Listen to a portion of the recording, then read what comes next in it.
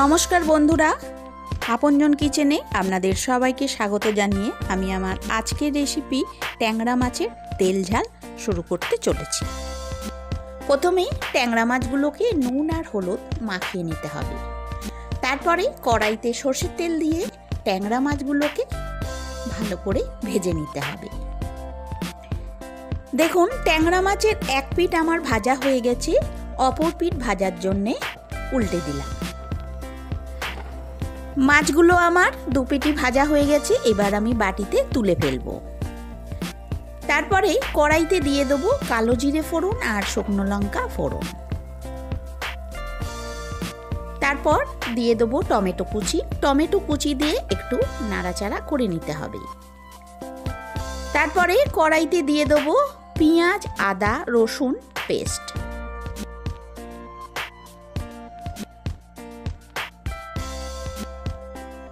এইবার কড়াইতে দিয়ে দেবো হলুদ গুঁড়ো, অল্প লঙ্কার গুঁড়ো, নুন আর 2 চামচ টমেটো পিউরি দিয়ে ভালো করে মশলাগুলোকে কষিয়ে নিতে হবে।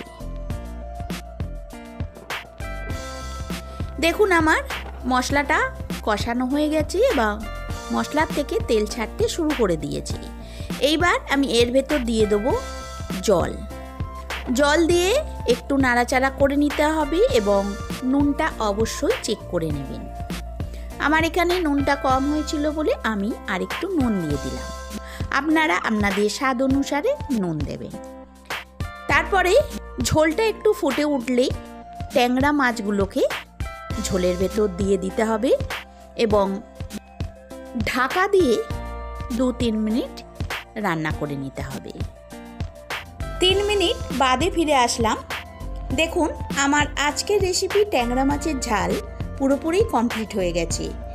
এইবার কড়ার মধ্যে দিয়ে দেবো ধনেপাতা কুচি দিয়ে আরেকটু নাড়াচাড়া করলেই পুরোপুরি তৈরি হয়ে যাবে আজকের রেসিপি ট্যাংরা মাছের তেল ঝাল।